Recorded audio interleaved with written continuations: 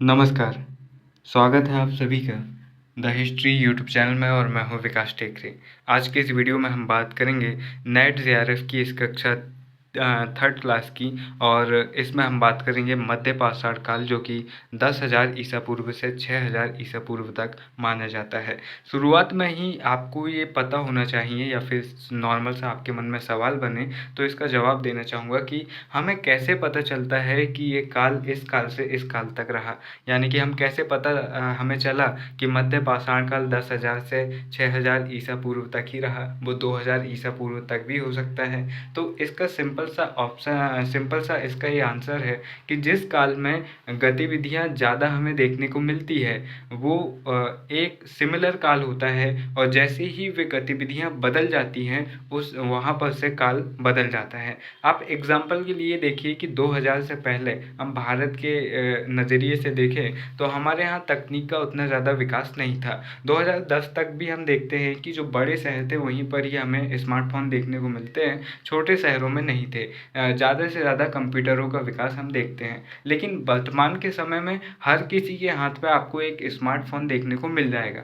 तो ये जो टेक्नोलॉजी का एरा है वो 2000 से पहले कुछ और था, 2000 के बाद कुछ और है, और वर्तमान में ये अपने टॉप पर चल रहा है। तो इसी तरह से जैसे जैसे अब आने वाले 50-60 साल बाद जब टेक्नोलॉजी का इतिहास लिखा जाएगा तो हम जिस एरा में माने जाएंगे वो उसका गोल्डन एरा कहा जाएगा, क्योंकि इस समय पर एआई का डेवलप हो चुका है, मेटा जैसी तकनीक पर काम चल रहा है, बहुत सारी चीज़ें डेवलप हो रही है। तो हम एक समय पीरियड में हम एक एरा में जी रहे हैं। उसी तरह से जब गतिविधियां बिल्कुल बदल जाएंगी तो फिर वो नए एरा की शुरुआत मानी जाएंगी। इसी तरह जब मध्य पाषाण काल में मानवों की एक सी गतिविधियां देखने को मिलती हैं तो वह मध्य पाषाण काल कहलाता है। जैसे ही वह गतिविधियां बदल जाती है, मानव थोड़ा अपडेट हो जाता है, अपनी पुरानी चीज़ों को धीरे धीरे छोड़कर नई चीज़ों को अपनाता है, तो वहाँ पर से हम देखेंगे कि नव पाषाण काल की शुरुआत होती है। प्लीस्टोसीन युग समाप्त होने के कारण पृथ्वी के तापमान में वृद्धि हुई, जिसके चलते मानव व जीव जंतुओं के विकास पर प्रभाव पड़ा। कहते हैं कि प्लीस्टोसीन युग में उत्तर भारतीय जो क्षेत्र हैं उन पर बर्फ़ जमी हुई थी। आज भी हम देखते हैं कि जो हिमालय पर्वत है वहाँ पर बर्फ़ है, लेकिन वह बर्फ़ का हिस्सा बहुत आगे तक था। इसके चलते उत्तर भारत में जीवन नहीं था, यानी कि मानव निवास नहीं था, लेकिन दक्षिण भारत में था। लेकिन प्लीस्टोसीन युग की समाप्ति के साथ ही पृथ्वी का टेम्परेचर बढ़ा और नए बदलाव हमें देखने को मिलते हैं। उत्तर भारत की बर्फ़ और उत्तर तक चली गई, और बहुत सारी बर्फ़ टेम्परेचर बढ़ने के कारण पिघल गई, और वनों का विकास हुआ, मैदानी क्षेत्रों का विकास हुआ, जिसके चलते दक्षिण भारत से जो मानव है वह उत्तर भारत की ओर बढ़ने लगा। भारत के संदर्भ में मध्य पाषाण काल से संबंध स्थलों की प्रथम बार खोज 1867 में C.N. कार्नाइल द्वारा सिंहल क्षेत्र में की गई थी। अन्य क्षेत्रों की बात करें तो यूपी के मिर्ज़ापुर और रीवा, जो कि मध्य प्रदेश में हैं, इन क्षेत्रों में हमें इस काल की जानकारी पुरातात्विक रूप में मिलती है। इस काल में मनुष्य खाद्य संग्राहक ही बना रहा, और मुख्यतः वह शिकार एवं आखेट पर निर्भर था। यानी कि बहुत सारी चीज़ें जो पूरा पाषाण काल है उसकी मिल रही हैं, लेकिन बस इतना है कि अब हथियार थोड़े से जो माइक्रोलिथिक हो जाते हैं वैसे हो जाते हैं, थोड़े अपडेट हो जाते हैं, ये थोड़ा साथ मिलकर रहने लगते हैं, खाद्य संग्राहक बन जाते हैं। तो इस तरह की चीज़ें हमें इस काल में देखने को मिलती हैं। हालांकि इस काल में बस्तियों का विकास नहीं हुआ था। इस काल में मनुष्य ने लघु पाषाण उपकरण, जो माइक्रोलिथिक है, जो छोटे उपकरण होते हैं, माइक्रोलिथिक वे उपकरण जो हाथ से पकड़ सकते हैं, जैसे हम कुर्सी देखते हैं, चाकू देखते हैं आज का समय का, जो छोटे छोटे कत्तल होती हैं गिट्टी की, फाड़ी की, पत्थर की, जिनसे वो किसी पर वार कर सकते हैं, किसी चीज़ को काट सकते हैं, वो माइक्रोलिथिक औजार कहलाते हैं। इनका उपयोग शुरू हो गया था इस काल में। ये उपकरण 1 से 8 सेंटीमीटर तक के आकार के ये होते थे। ये कैसे होते थे? नुकीले होते थे, नोक जैसे, ब्लेड जैसे होते थे, फलक जैसे, और नवचंद्राकार, यानी कि आपने देखा होगा कि आधा चांद जैसे भी होते थे।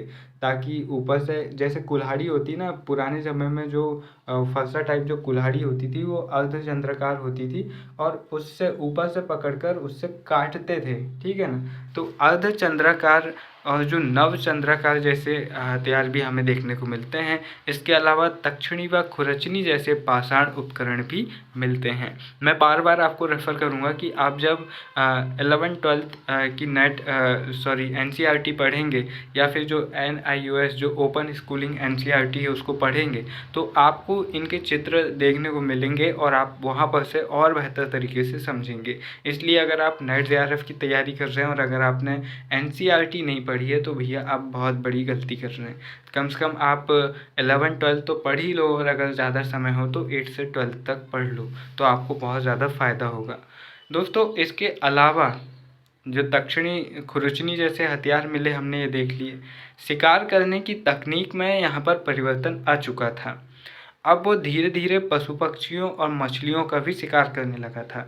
इससे पहले तक क्या होता था कि उनके पास हथियार जो औजार थे, मूल रूप से ये ध्यान रखना कि इस समय पर वो लोहे का इस्तेमाल नहीं कर रहे हैं। लोहे का इस्तेमाल 1000 ईसा पूर्व से देखने को मिलता है। आज से तकरीबन 3000 साल पहले से हम लोहे से अवगत हुए हैं। उससे पहले पत्थर ही हमारा हथियार था। हड्डियों को हथियार के रूप में इस्तेमाल किया जाता था। तो इससे पहले मध्य पाषाण काल से पहले पूरा पाषाण काल में क्या होता था कि बड़े बड़े 5-5 10-10 किलो के पत्थर लेके जानवरों को पटक देते थे, उनकी खोपड़ी फोड़ देते थे और फिर उनको कच्चा ही मांस वो खा लेते थे। लेकिन अब क्या हुआ कि अब उनके हाथ में छोटे छोटे हथियार हो गए। अब लकड़ी में एक छोटी सी पत्थर की कत्तल फंसाए और मछली के ऊपर पटक दिए, मछली मर गई। अब मछली भून के खा रहे हैं।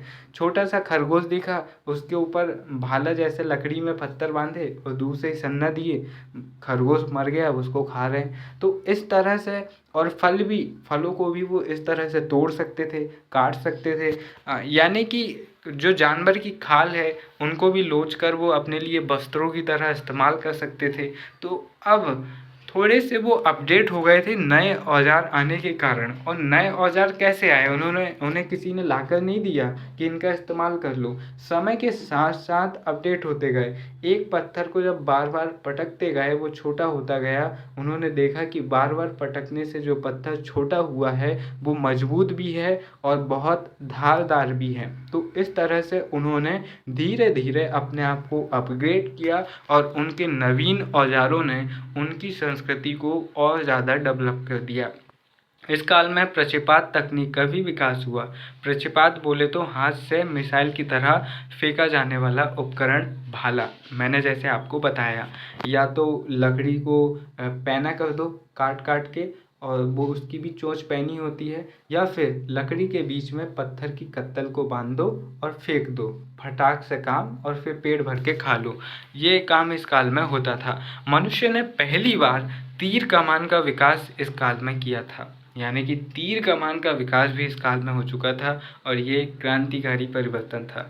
दोस्तों, प्रमुख स्थल की बात करें इस काल के तो गुजरात में हमें लंगनाज मिलता है, मध्य प्रदेश में भीमबेटका, मध्य प्रदेश में ही आदमगढ़, राजस्थान में बागौर, वेस्ट बंगाल में हमें वीरभानपुर मिलता है और जो यूपी के गंगा घाटी क्षेत्र में हमें सराय नहर राम मिलता है, महागधा मिलता है। तो ये सभी जो हैं इस काल के प्रमुख क्षेत्र हैं। और भी देखिए, टेरी समूह तमिलनाडु में, चौपानी मांडो यूपी गंगा घाटी क्षेत्र में, यूपी में ही हमें मिर्ज़ापुर मिलता है, मध्य प्रदेश में रीवा घाटी मिलती है। इन सभी क्षेत्रों को आपको अच्छे से याद करना है क्योंकि इन क्षेत्रों को सही जोड़ी के रूप में आपसे पूछ सकता है या फिर पूछ सकता है कि बताइए निम्न में से कौन सा जो क्षेत्र मध्य पाषाण काल का है। तो यहाँ पर सीधे प्रश्न बन जाते हैं, इसलिए इन चीज़ों को आपको ध्यान में रखना है। अब देखिए, आदमगढ़ और बागोल से प्राचीनतम पशुपालन के साक्ष्य हमें मिलते हैं। आदमगढ़ और बागोल से जो इस काल के हैं। हालांकि इस काल में पशुपालन की शुरुआत नहीं हुई थी। पशुपालन की शुरुआत हमें नवपाषाण काल में देखने को मिलती है। तो ये आदमगढ़ और बागोर हमें अपवाद के रूप में मिलते हैं, यानी कि काल के विपरीत काम कर रहे हैं ये। आज अगर कोई सती हो जाए, कोई महिला सती हो जाए, सती बोले तो पति की मृत्यु के बाद उसके साथ जल जाना, उसके प्यार में या फिर दबाव में, जो भी हो। तो आज के समय में कोई सती हो जाए तो उसको अपवाद ही मानेंगे, क्योंकि आज के समय में ऐसी चीज़ें होती नहीं हैं। उसी तरह से उस काल में, मध्य पाषाण काल में पशुपालन नहीं होता था, लेकिन फिर भी हमें आदमगढ़ और बागौर से बहुत ही सीमित मात्रा में पशुपालन के प्रमाण मिलते हैं। यानी कि घरों में जानवरों की हड्डियां मिली होंगी, तो उससे पता लगा कि ये पशु पालते रहे होंगे। खुदाई की जो पुरातात्विक है, अब यह यहाँ पर ध्यान से देखिएगा, इस पर प्रश्न भी बनते हैं और ये सोचने और समझने की भी बात है। जब पुरातत्ववेत्ता, जो इतिहासकार है, जो आर्कियोलॉजिस्ट हैं, जब वो किसी भी साइट की जो ऐतिहासिक महत्व की है उसकी खुदाई करते हैं, मान लीजिए आपके घर के नीचे एक बाल्टी में सोना मिल गया, एक मटके में। अब वो सोने के सिक्के जो मिल गए, वो मिल गए समुद्रगुप्त के। समुद्रगुप्त गुप्त वंश का और भारत के इतिहास के सबसे महान शासकों में से एक था। अब आपके घर में पहुंच गया आर्कियोलॉजिकल डिपार्टमेंट, बोला भैया 10 लाख रुपए तुम पकड़ो और अपना घर कहीं और बनाओ, और ये घर अब हमारा हो गया। अब उन्होंने घर को ऊपर से पूरा साफ कर दिया, तोड़ दिया। अब उन्हें वहाँ पर खुदाई करनी है। तो दो तरीके से खुदाई होती है। पहली होती है क्षैतिज, यानी कि खड़ी खुदाई करना, जैसे हम कुआं खोदते हैं, ठीक है। अब यहाँ पर क्या होता है, क्षैतिज बोले तो टेढ़ी जो खुदाई होती है उसको करना। ये जो खुदाई होती है ये विस्तार से जानने के लिए होती है, और आपके घर में ये खुदाई नहीं होगी, क्योंकि जब बड़े क्षेत्र में खुदाई करनी होती है और जानना होता है कि छोटी छोटी चीज़ों के बारे में भी जानना होता है, तो क्षैतिज खुदाई होती है। जैसे किसी पूरे गांव को ही समेट लिए आर्कियोलॉजी वालों ने, बोले कि यहाँ पर एक सिक्का मिला, अब तो हम पूरा गांव ही छान मारेंगे। तो पूरा गांव खोदने के लिए, जैसे कुआं तालाब आपने देखा होगा कि किनार से खोदते हुए गहरा किया जाता है, तो उसी तरह की खुदाई यहाँ पर की जाती है, क्षैतिज उत्खनन। आप यहाँ चित्र में भी देखकर समझ सकते हैं। और इसका जो उद्देश्य रहता है वह विस्तार से जानना होता है, और चूँकि यह धीरे धीरे होती है इसलिए इसमें कम खर्च आता है। और जैसे सिंधु घाटी क्षेत्र की खुदाई इस तरह की क्षैतिज खुदाई से देखने को मिलती है। खदानें भी इसी तरह की टेक्निक से खोदी जाती हैं। और जो ऊर्ध्वाकार है, ऊर्ध्वाकार बोले तो सीधे ही खोद देना, जैसे हम कुआं खोदते हैं। तो कुआं खोदने की जो टेक्निक है, जैसे इसका ये उद्देश्य होता है कि जहाँ पर सामग्री मिली है उसके नीचे और सामग्री मिल रही, उसके नीचे और सामग्री मिल रही। इसका ये मतलब है कि बहुत सारे कालों की यहाँ पर से सामग्री मिलती है। जैसे हमें 3 संस्कृतियों, यहाँ पर आप एग्जाम्पल से देख सकते हैं कि पहली बार खुदाई करें तो यहाँ पर से कुछ नई सामग्री मिलती है, फिर थोड़ा और नीचे खुदाई किए तो और नई सामग्री मिलती है, फिर थोड़ा और खुदाई किए तो वहाँ पर जो सबसे पुरानी सामग्री मिलती है, कार्बन 14 से पता लग जाता है कि कितने समय से ये कार्बन उत्सर्जन कर रहा है। इससे पता लगता है कि कितनी पुरानी चीज़ है। और यहाँ पर आप देख सकते हैं कि 3 संस्कृतियों के प्रमाण यहाँ पर से मिलते हैं एग्जाम्पल के तौर पर। तो जो ऊर्ध्वाकार यानी कि खड़ी खुदाई है उसमें अलग अलग संस्कृतियों का पता चलता है, क्योंकि वो सीधे बहुत गहराई तक होती है, और जो क्षैतिज खुदाई है वो ज़्यादा गहराई तक नहीं होती, वो एक ही संस्कृति को विस्तार से समझने के लिए होती है। तो जो गहरी खुदाई वाली तकनीक है वो थोड़ी ज़्यादा महंगी है, और सिंधु घाटी क्षेत्र में भी इसका उत्खनन आप एग्जाम्पल के तौर पर देख सकते हैं कि जैसे जो आड़ी खुदाई है, ऊर्ध्वाकार वाली खुदाई है, वो उसमें सिर्फ आप सिंधु घाटी सभ्यता के किसी एक क्षेत्र के बारे में जान पाएंगे। लेकिन खड़ी खुदाई में आप सिंधु घाटी क्षेत्र के कुछ उत्खनन चीज़ें आपको मिली, आपने और खोदा, फिर आप मध्य पाषाण काल तक पहुँच गए, फिर आपने और खोदा, आपको पूरा पाषाण काल के औजार मिल गए। यानी कि बहुत ज़्यादा खुदाई करना।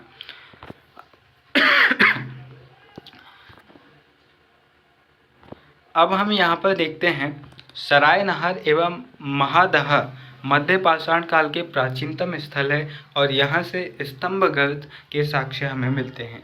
स्तंभगर्त बोले तो जो कि ज़मीन के अंदर खोदकर निवास किया जाता है, ज़मीन में गड्ढा खोदकर ये रहते हैं। अगर आपने जो तुर्की के ड्रामा होते हैं, जैसे कि एक हयात करके है, वो वाला मैंने देखा था। अगर आप कोई भी तुर्की का ड्रामा देखते हैं या फिर जो ठंडे क्षेत्र हैं जैसे कश्मीर हो गया, या फिर आप साइबेरियन क्षेत्र के जो रहने का उनका तरीका है उसको अगर सर्च करेंगे कभी यूट्यूब पर, तो आपको पता लगेगा कि वो ज़मीन के अंदर बेसमेंट जैसे उनके घर होते हैं, तलघर जैसे उनके घर होते हैं, गुफा जैसे, वो बनाकर वो रहते हैं ताकि ज़मीन की गर्मी उनको मिलता रहे और उनका घर घर जो है वह गर्म रहे।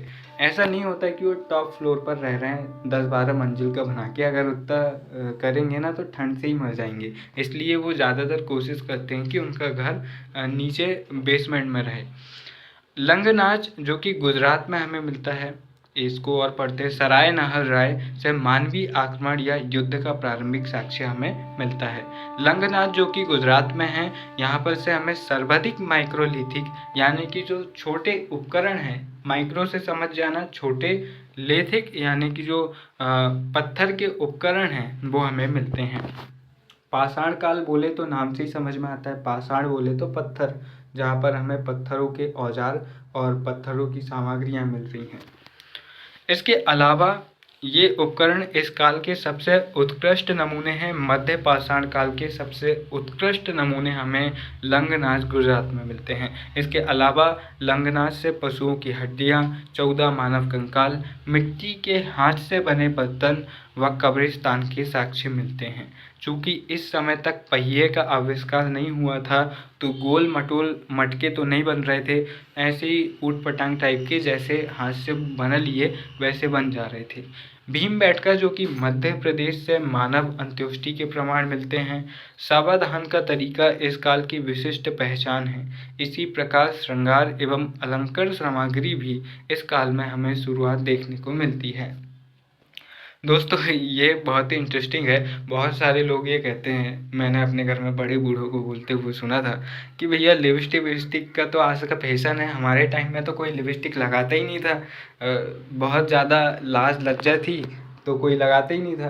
तो मैंने एक दिन बोला मेरे एक अंकल को, मैंने बोला भैया जो आज से 5,500 साल पहले, 5,500 साल पहले हड़प्पा सभ्यता मिलती है उसमें लिपस्टिक के प्रमाण मिलते हैं। उसके ही साथ चल रही थी जो ईरान इराक क्षेत्र में मेसोपोटामिया की सभ्यता, उसमें लिपस्टिक के प्रमाण मिलते हैं। अब तुम्हारे पास पैसे ही नहीं है तो तुम लिपस्टिक लगाओगे कहाँ से? और ये फैशन सेंस की भी बात होती है। तो लिपस्टिक के प्रमाण की शुरुआत, जो कला है, जो फैशन है, उसकी शुरुआत आपको इस काल से हल्की हल्की देखने को मिल जाती है, जो कि हड़प्पा सभ्यता में काफ़ी अच्छी हो जाती है। ठीक है, अग्नि का आविष्कार वैसे तो उच्च पुरापाषाण काल में हो चुका था, लेकिन अग्नि के उपयोग की जानकारी मध्य पाषाण काल की विशेषता है। उच्च पुरापाषाण काल में वही कहानी चलती है कि दो पेड़ों को टकराते हुए देखा, फिर उससे आग लग गई, फिर उन्होंने देखा कि दो चीज़ टकराने से आग उत्पन्न होती है, तो उन्होंने पत्थरों को टकराना शुरू किया। फिर उन्हें बाद में लगा कि जो सफ़ेद पत्थर होते हैं, चकमक पत्थर, उनसे आग और जल्दी उत्पन्न होती है। फिर धीरे धीरे उन्होंने देखा कि इस आग में गलती से एक मांस का टुकड़ा गिर गया, तो जब उसे निकाल कर खाया तो वह टेस्टी लगा। धीरे धीरे उन्होंने भोजन पकाकर खाना सीखा, आग से जानवरों से अपने को बचाना सीखा, और आग के बहुत सारे उपयोग उन्होंने मध्य पाषाण काल तक आते आते सीख लिया। इसके साक्ष्य हमें लंगनाच, सराय नहर तथा महादहा यूपी से गलत चूल्हों के साक्ष्य में मिलते हैं, जिसमें पशुओं की जली हुई हड्डियां मिलती हैं, यानी कि सीधे पशु को मारकर लाए, खाल लोचे और उसको सीधे डाल दिए। इस तरह से शायद वो करते रहेंगे। इस प्रकार भोजन पकाने की कला का विकास इस काल में हुआ। सराय नहर से एक साथ 8 गत यानी कि 8 चूल्हे हमें देखने को मिलते हैं, जो सामूहिक जीवन पद्धति की शुरुआत का प्रमाण है। अब 8 चूल्हों में कोई एक व्यक्ति तो अकेला बना के खाएगा नहीं। 8 चूल्हे से ये समझ में आता है कि पूरे परिवार का जो संयुक्त परिवार रहा होगा, या फिर जो इनका समूह रहा होगा, छोटी सी बस्ती रही होगी, उन सब का खाना एक जगह पकता रहा होगा। तो इस बात से ये प्रमाण मिलते हैं कि यहाँ पर से समूह में रहने की, बस्तियों में रहने की शुरुआत यहाँ पर शुरू हो जाती है, जो कि नवपाषाण काल में पूर्ण हो जाती है। लेखरिया से 17 नरकंकाल हमें मिलते हैं और इन नरकंकालों के सिर पश्चिम दिशा में स्थित है, जो सवाधाम की विशिष्ट प्रक्रिया को दर्शाते हैं। आदमगढ़ और बागौर से मकान बनाने के प्रयास का साक्ष्य मिलता है और यहाँ से प्राप्त स्थलों में फर्श के साथ दीवार करने का साक्ष्य भी हमें देखने को मिलता है। महादहर से हमें बूचड़ खाना यानी कि जो कत्ल खाने होते हैं जहाँ पर जानवरों को काटा जाता है, उसके साक्ष्य मिलते हैं तथा यहाँ से कुछ नरकंकाल ऐसे मिले हैं जिसमें स्त्री एवं पुरुष को एक साथ दफनाया गया है। तो ये एक साथ वाले साक्ष्य हमें महादहर से मिलते हैं। राजस्थान में सांभर झील के आसपास स्थित स्थल नरवा, लेखवा, गोविंदगढ़ से हमें वृक्षारोपण के विश्व के प्राचीनतम साक्ष्य देखने को मिलते हैं। तो एनवायरनमेंट को प्रोटेक्ट करने की शुरुआत भारत में आज से 8000 साल पहले ही हो चुकी थी। तो यहाँ पर देखिए मध्य पाषाण काल, पूरा पाषाण काल और नव पाषाण काल के मध्य जो संक्रमण काल है वो हमें यहाँ पर देखने को मिलता है। अब इसी के साथ में दोस्तों यहाँ पर से ये वीडियो समाप्त हो गया है। मैं प्रयास कर रहा हूँ कि वीडियो शुरुआती जो है ज़्यादा लंबे ना हो, क्योंकि शुरुआत में ही मैं और बेहतर से बेहतर किस तरह से आपको चीज़ें समझा सकूँ, किस तरह से चीज़ों को आपके सामने ला सकूँ, वो अपने आप को ग्रो कर रहा हूँ। तो इस हिसाब से मैं वीडियोज़ को ज़्यादा लंबे नहीं करना चाह रहा हूँ ताकि आपको प्रॉब्लम ना हो, आप बोर ना हो। लेकिन ध्यान रखना कि ये नोट बहुत ज़्यादा काम के हैं, इनकी एक एक लाइन इम्पॉर्टेंट है, आपको सारी चीज़ें समझनी है और समझने के बाद सारी चीज़ें आपको याद भी करनी है। बाकायदा आप लगातार प्रैक्टिस क्वेश्चन देखते जाइए, अब बाकायदा ओल्ड क्वेश्चन पेपर देखते जाइए, टेस्ट लगाते जाइए और बहुत आसानी से आप एग्ज़ाम को क्रैक कर लेंगे। तो यहाँ पर ये वीडियो यहीं पर समाप्त होता है, बातें यहीं समाप्त होती है। वीडियो के अंत में बस इतना ही कहना चाहूँगा, दूर तक वही व्यक्ति जाता है जो सबको साथ लेकर आगे बढ़ता है। अगर आप सफल होते हैं तो आप अपने जो साथ के लोग हैं, जिन्होंने आपका मुश्किल परिस्थितियों में साथ दिया, जो आपके साथ खड़े रहे, चाहे वे दोस्त हो, चाहे पड़ोसी हो, चाहे रिश्तेदार हो, आपका कर्तव्य है कि आप उनके बारे में सोचें, आप उन्हें भी आगे बढ़ाएं। अगर आप खुद आगे बढ़कर उन्हें भूल गए तो ये बहुत गलत हो जाएगा। इसलिए दोस्तों खूब मेहनत कीजिए, सक्सेस होइए और जो आपकी सफलता में, जो आपके संघर्ष में आपके साथ खड़े हैं, उनके बारे में ज़रूर सोचना। फिर मिलेंगे अपने किसी और वीडियो में, तब तक के लिए नमस्कार, जय हिंद दोस्तों।